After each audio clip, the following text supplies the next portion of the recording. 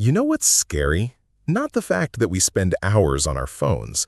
It's the moment when you close one app and somehow your thumb opens another before your brain even decides anything, like your hand has its own personality now.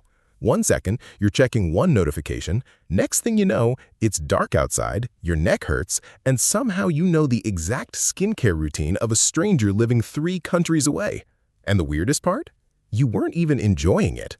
That was the part that finally hit me. Because people talk about phone addiction like it's this dramatic thing, but infinite scrolling doesn't feel dramatic. It feels normal, too normal.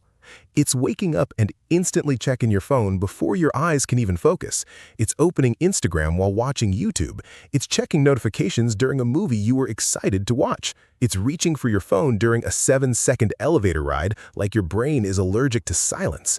And honestly, I kept telling myself I had control. Everybody says that. I can stop whenever I want. Meanwhile, your screen time looks like a full-time job with overtime. Mine got so bad that one night I opened my phone to reply to one message, and 40 minutes later, I was watching a guy build a tiny house for crabs. A house for crabs! And somehow my brain was like, yes, this is important information. But here's what nobody tells you. The real problem isn't that scrolling wastes time.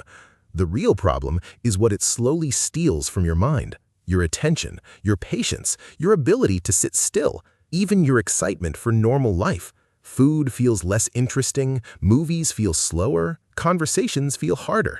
Everything real starts competing with a machine designed by thousands of engineers whose entire job is to keep you staring at a glowing rectangle.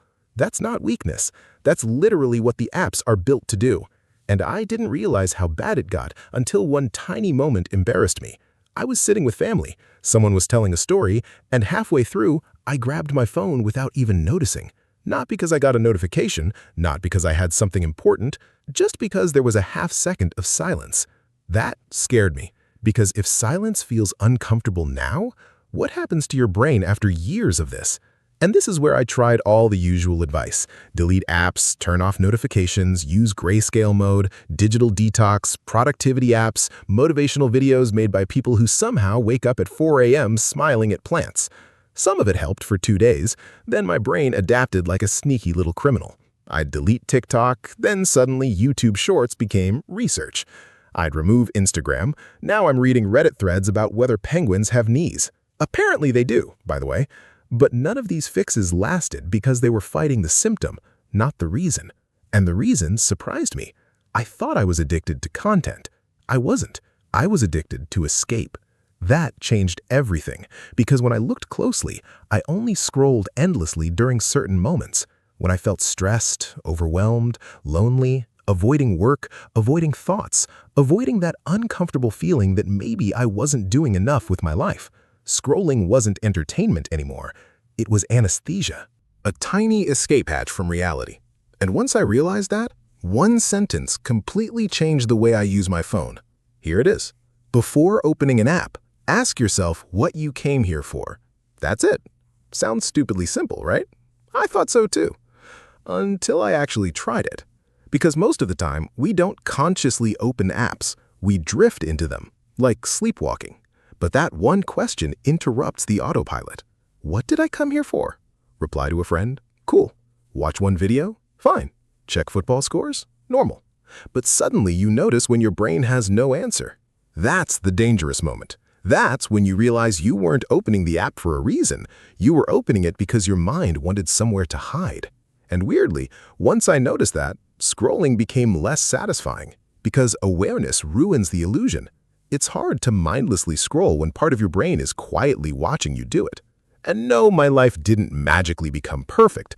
I still catch myself scrolling sometimes. I still fall into rabbit holes at midnight. I still somehow end up learning useless facts about octopuses when I was supposed to answer emails. But now it feels different, because I notice it faster. And honestly, that's the real win. Not becoming some ultra-disciplined robot who reads books for 14 hours a day while drinking lemon water. Just becoming conscious again. Because infinite scrolling doesn't destroy your life in one big dramatic moment. It happens slowly.